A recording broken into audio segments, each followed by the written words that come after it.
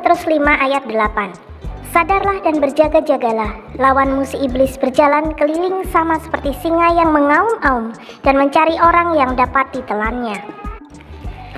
Iblis bukanlah singa dan tidak dapat menelan manusia, tetapi iblis adalah roh yang berusaha menjauhkan manusia dari Tuhan dengan segala triknya, baik itu apa yang terlihat menakutkan, memikat, ataupun hal-hal lain yang bisa membuat manusia lengah.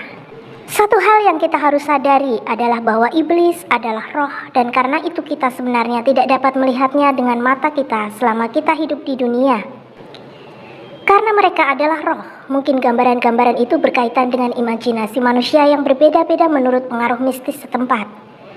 Tetapi memang iblis dapat menampakkan diri dengan berbagai manifestasi. Jika iblis ingin membuat manusia menjadi pengikutnya, ia sering menampilkan diri dalam bentuk yang bisa diterima manusia, sehingga manusia tidak berusaha menghindarinya.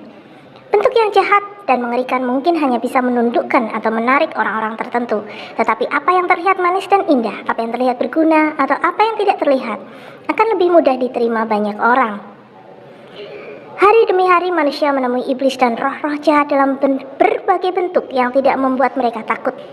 Malahan, iblis bisa bekerja di balik kemajuan-kemajuan di bidang teknologi, ilmu pengetahuan, kedokteran, kemasyarakatan, ekonomi, politik, filsafat, dan kebudayaan, sehingga manusia terbuai dan melakukan dosa-dosa yang menjauhkan mereka dari jalan keselamatan.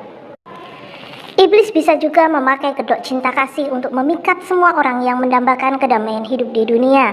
Dengan demikian, ada filsafat yang mengajarkan bahwa perdamaian di bumi adalah apa yang harus dituju manusia dengan segala cara. Selain itu, ada juga filsafat yang mengajarkan bahwa semua orang pada hakikatnya baik dan tidak memerlukan penebusan dosa.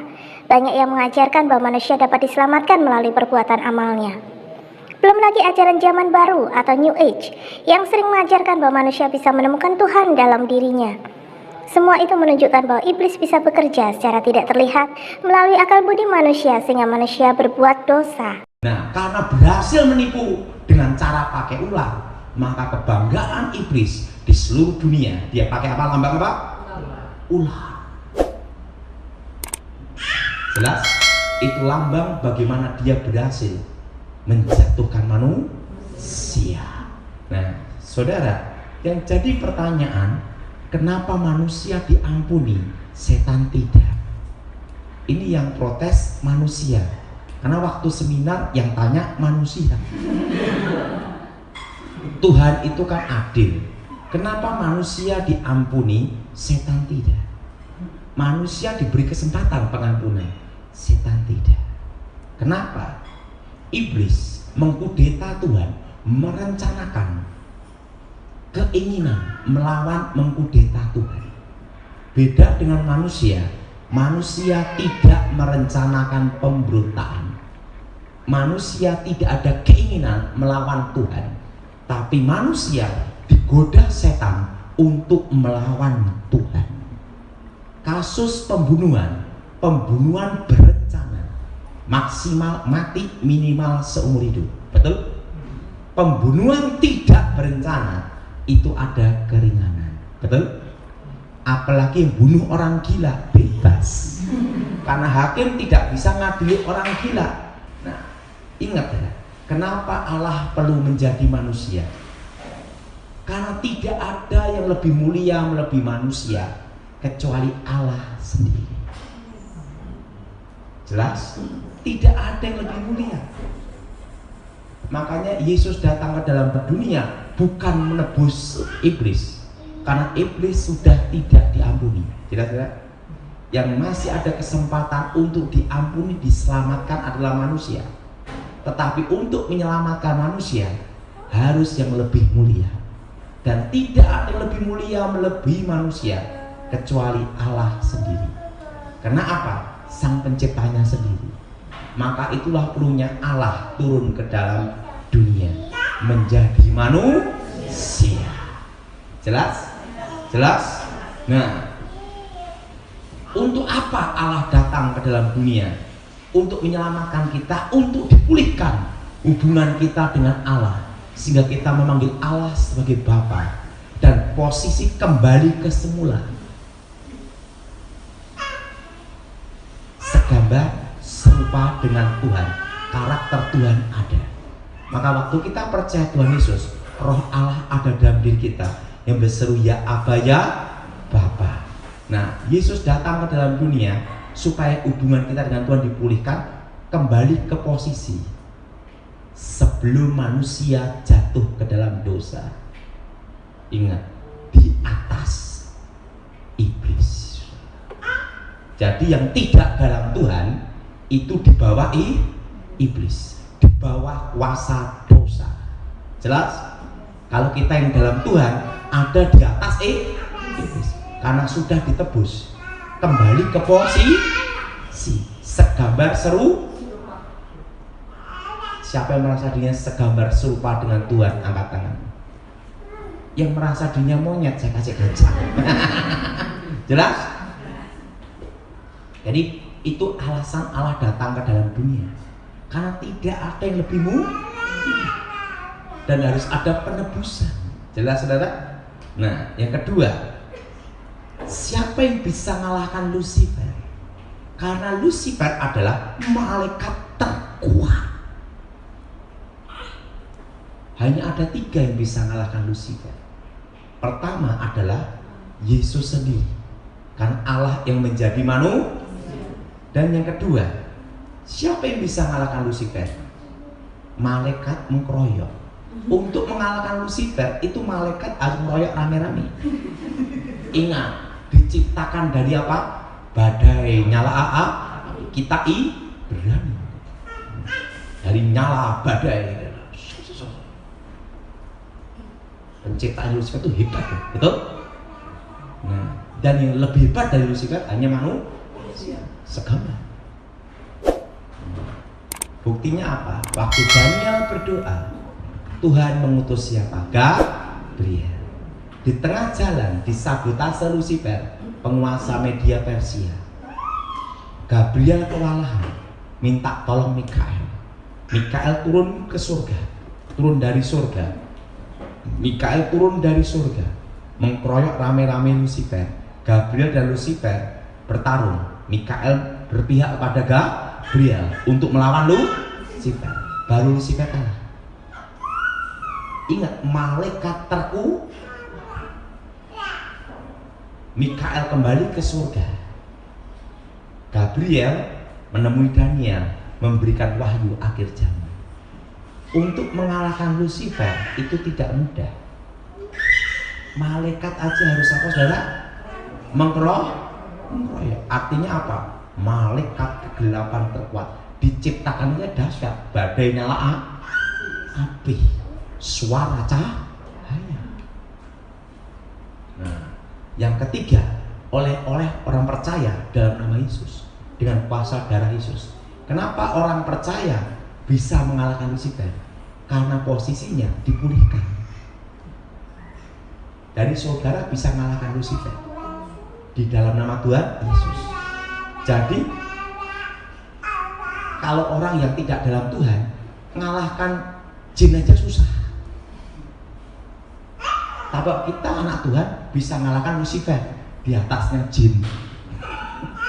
Kenapa? Karena hubungan kita sama Tuhan dipulihkan, ditebus dengan darah Yesus dan sudah lunas. Jelas? Jelas? Jadi kenapa kita bisa mengalahkan Lucifer? Karena kita ditebus kembali dalam posisi. Jelas saudara? Nah, tapi ingat, penguasa dunia ini sementara waktu seizin Tuhan adalah siapa? Lucifer. Tapi masih dalam kendali kontrol Tuhan, masih dikontrol sama Tuhan. Kenapa Lucifer jadi penguasa dunia? Karena berhasil menjatuhkan Adam, penguasa dunia, sebelum jatuh dalam dosa. Jelas?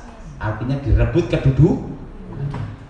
Makanya Yesus datang ke dalam dunia untuk mengembalikan kedudukan, posisi yang sebenarnya. Nah, makanya dalam Alkitab dikatakan orang-orang percaya, mereka yang diselamatkan dilayani oleh malaikat-malaikat. Kenapa malaikat-malaikat melayani orang-orang percaya? Karena manusia diciptakan lebih malaikat. Ingat, dahsyat. Dibentuk Tuhan segam, seru, jelas. Nah, banyak kasus-kasus kerasukan itu ngakunya Lucifer. Tapi kalau itu Lucifer sendiri, itu ada cirinya. Kenapa saya bisa tahu tentang Lucifer? Karena saya pernah ketemu dia. Yang tahu tentang setan adalah bekasnya setan. Betul? Waktu saya belum bertobat, guru saya berkata, untuk menguasai ilmu terakhir membelah dunia, Pak Mengkang jaga, kamu harus ketemu satu guru, namanya Pangeran, sumber dari semua ilmu gaib, mistik, okultisme. Saya tanya sama guru saya, lah bagaimana cari sang pangeran? Kan bingung nyarinya di mana? Kamu tidak perlu nyari, kita yang akan mengundang dia untuk datang. Untuk menguasai ilmu terakhir, Pamengkang Jagat membelah dunia, waktu akan berhenti. Berhenti, Pak. Ingat, penguasa waktu. Di situ guru saya beritahu saya ada dua, terang dan gelap. Penguasa waktu terang yaitu adalah Tuhan, betul? Penguasa kegelapan waktu adalah waktu Lucifer. Dan lawan dari Tuhan adalah iblis. Nah, waktu itu langsung baca mantra, tenaga dalam guru saya disalurkan ke tubuh saya. Tiba-tiba awan gelap langsung jadi kayak gelap gulita, bentuk gini, langsung jadi halilintar, guntur,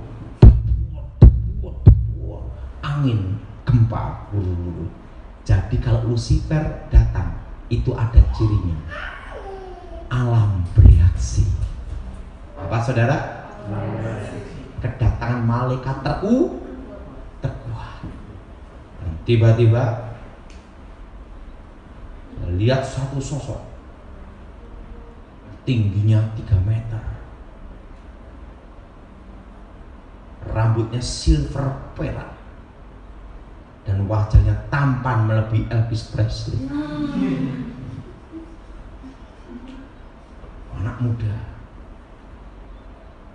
bentuk wajahnya ini tatahan es, tidak ada tubuh, tembus pandang transparan, dan matanya sinar kayak berlian, dan bumi berputar di dalam matanya. Ingat, penguasa kegelapan terkuat, bumi berputar di dalam matanya. Jubahnya silver perak, putih berkilauan, dan bentuk sepatunya itu bukan sepatu kulit kayak kita, itu kasut modelnya gini. Saya tidak bisa lupa itu, dan terbuat dari emas murni. Hermes kalah.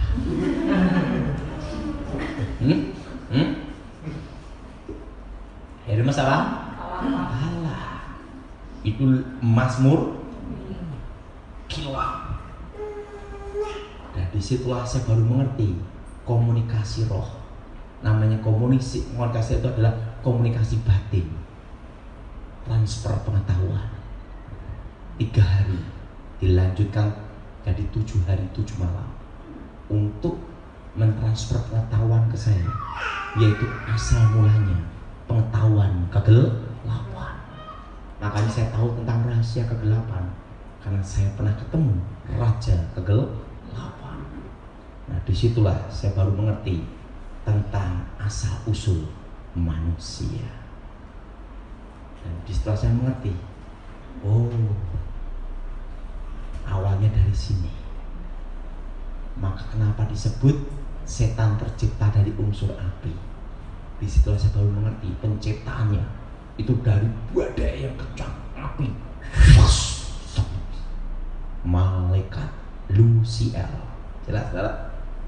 Jadi ingat saudara, kalau Lucifer datang sendiri, cirinya ada. Alam beri reaksi. Kalau tidak ada reaksi alam, bukan dia. Karena alam itu akan bereaksi, karena dia adalah malaikat kegelapan terkuat. Jadi ingat, ada 5 tingkatan roh. Yang pertama adalah Lucifer sendiri, atau disebut iblis atau ular naga tua, Satan, rajanya para Yang kedua adalah apa? Tingkat apa? Nah, kalau sudah baca di kitab Efesus, pemerintah itu mengerucut satu, oknum, Yang kedua penguasa, itu tingkat apa? Jenderal. Yang ketiga adalah penghulu, itu setingkat apa? Gubernur atau untuk menguasai satu pulau. Jelas? Nah, setelah itu apa lagi saudara? Roh-roh jahat itu yang menguasai satu planet. Nah, jin-jin itu yang menguasai satu regu. Jadi ada hierarki yang ada tingkatannya, tidak ngawur. Nah, karena ada orang heboh, jin kafir diusir susah. Baru jin kafir susah, belum yang tingkat Lucifer, betul? Belum tingkat roh jahat, belum tingkat penghulu. Jin itu adalah setan yang pangkat paling rendah. Dan jin inilah yang sering disebut penunggu harta karun, penunggu gua keramat. Jelas? Penunggu kuburan, atau juga penunggu rumah. Tapi tidak semua rumah ada jinnya, tidak. Kalau kita rumah orang Kristen ada malaikat Tuhan berkemah. Ingat, malaikat dan setan tidak bisa reuni. Jelas? Jadi ingat. Jadi saudara udah paham, ngerti ini? Jadi ngerti? Jadi kalau yang sering setan yang jaga di kebun, di pohon besar, di gua, di harta karun, di sungai, itu tingkat apa? Itu tingkat apa? Jin. Nah, jinnya pun juga ingat, regu itu menguasai berapa? 10 roh. Berapa saudara? Nah, kalau Kleton itu 30. Tingkatannya udah beda lagi. Dan ingat, itu hierarki. Tidak bisa sembarangan jin langsung menghadap Lucifer, tidak bisa. Ada protapnya, prosedur tetap. Harus mau menghadap ini, harus ini dulu, melewati ini dulu. Makanya kalau orang mau belajar kuasa gelap, itu ada tingkatannya. Tingkat dasar, dia belajar dulu pakai kuasa gelap tingkat apa? Jin dulu. Setelah dia belajar betapa lagi ini, baru tingkat apa? Roh, tingkat leton. Nah, setelah itu tingkat apa? Penghulu. Nah, setelah itu tingkat apa? Penguasa. Nah, tingkat Lucifer, wow, udah susah lagi. Nah, tingkatannya udah tinggi. Nah, jadi itu ada hierarki. Nah, kalau jin kafir paling rendah. Itu pojok. Tetapi jika kita selalu hidup dalam iman dan berpegang kepada firman Tuhan, tidak ada yang bisa memisahkan kita dari Tuhan. Dalam Roma 8 ayat 38 sampai 39. Sebab aku yakin bahwa baik maut maupun hidup, baik malaikat-malaikat maupun pemerintah-pemerintah, baik yang ada sekarang maupun yang akan datang, atau kuasa-kuasa baik yang di atas maupun yang di bawah, ataupun sesuatu makhluk lain, tidak akan dapat memisahkan kita dari kasih Allah yang ada di dalam Kristus Yesus Tuhan kita. Mazmur 91. Orang yang duduk dalam lindungan yang maha tinggi dan bermalam dalam naungan yang maha kuasa akan berkata kepada Tuhan tempat perlindunganku dan kubu pertahananku, Allahku yang kupercayai, sungguh dialah yang akan melepaskan engkau dari jerat penangkap burung, dari penyakit sampar yang busuk. Dengan kepaknya ia akan menudungi engkau, di bawah sayapnya engkau akan berlindung. Kesetiaannya ialah perisai dan pagar tembok. Engkau tak usah takut terhadap kedahsyatan malam, terhadap panah yang terbang di waktu siang, terhadap penyakit sampar yang berjalan di dalam gelap, terhadap penyakit menular yang mengamuk di waktu petang. Tingkat penguasa. Kalau legian udah mau tingkat penguasa. Terhadap penyakit sampar yang berjalan di dalam gelap, terhadap penyakit menular yang mengamuk di waktu petang. Walau 1000 orang rebah di sisimu dan 10.000 di sebelah kananmu. Walau 1000 orang rebah di sisimu dan 10.000 di sebelah kananmu, tetapi itu tidak akan menimpamu. Engkau hanya menontonnya dengan matamu sendiri dan melihat pembalasan terhadap orang-orang fasik. Sebab Tuhan ialah tempat perlindunganmu, yang maha tinggi telah kau buat tempat perteduhanmu. Malapetaka tidak akan menimpa kamu, dan tulah tidak akan mendekat kepada kemahmu. Sebab malaikat-malaikatnya akan diperintahkannya kepadamu untuk menjaga engkau di segala jalanmu. Mereka akan menatang engkau di atas tangannya, supaya kakimu jangan terantuk kepada batu. Singa dan ular tedung akan kau langkai, engkau akan menginjak anak singa dan ular naga. Sungguh hatinya melekat kepadaku, maka aku akan meluputkannya. Aku akan membentenginya, sebab ia mengenal namaku. Bila ia berseru kepadaku, aku akan menjawab. Aku akan menyertai dia dalam kesesakan. Aku akan meluputkannya dan memuliakannya. Dengan panjang umur akan kukenyangkan dia, dan akan kuperlihatkan kepadanya keselamatan daripada. Maka perlu adanya penciptaan baru. Udah ngerti? Ngerti? Jadi ingat, dukun itu kebanyakan maksimal tingkat apa? Tingkat penghulu. Kalau sudah sampai tingkat penguasa, itu udah jalan. Apalagi tingkat lu jangkauannya panjang. Oke, saya rasa ada yang mau tanya, 3 orang silahkan. Ketika Tuhan mau kasih petunjuk bersama Daniel, kan Tuhan kirim Gabriel ya. Apakah sama setiap kita juga, kalau Tuhan mau kasih itu tetap ada iblis yang menghalangi? Iya pasti. Selalu ada. Makanya ada doa apa? Tuhan mengasih berkat ke kita, tapi penguasa kegelapan mencegah. Makanya kita perlu doa terus. Kita ada doa peperangan sampai doa itu terjawab, berkat itu nyampe. Lagi?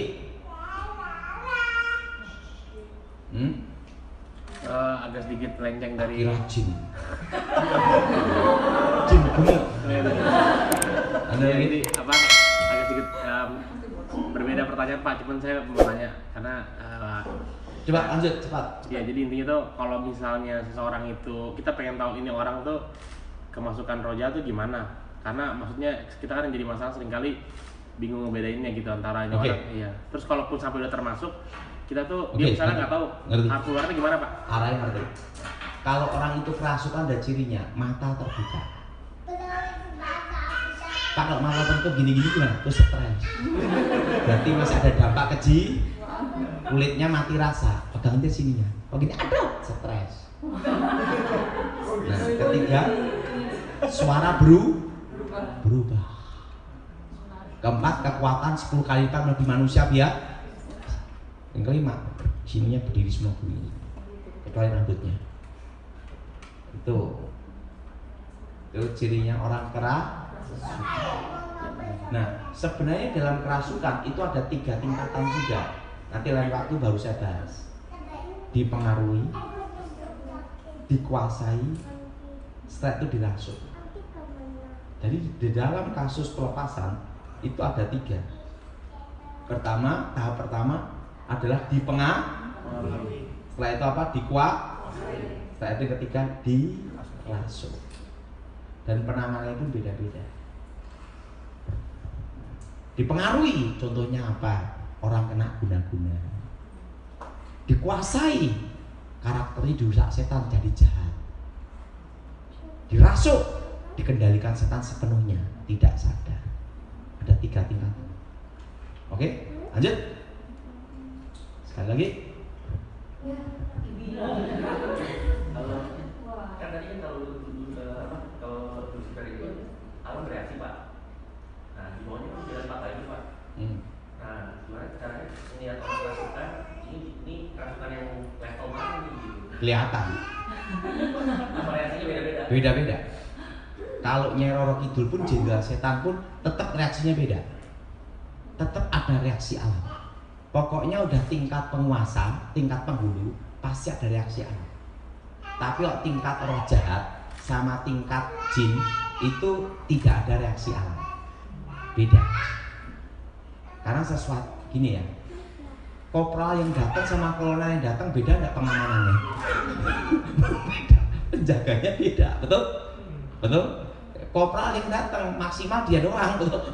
Nah, kolonel yang datang berapa peleton, betul? Nah, oke. Selanjutnya juga. Mazmur 91 ayat 9 sampai dengan 13. Sebab Tuhan ialah tempat perlindunganmu, yang maha tinggi telah kau buat tempat perteduhanmu. Malapetaka tidak akan menimpa kamu, dan tulah tidak akan mendekat kepada kemahmu. Sebab malaikat-malaikatnya akan diperintahkannya kepadamu untuk menjaga engkau di segala jalanmu. Mereka akan menatang engkau di atas tangannya, supaya kakimu jangan terantuk kepada batu. Singa dan ular tedung akan kau langkahi, engkau akan menginjak anak singa dan ular naga. Yohanes 8 ayat 30 sampai 36. Kebenaran yang memerdekakan. Setelah Yesus mengatakan semuanya itu, banyak orang percaya kepadanya.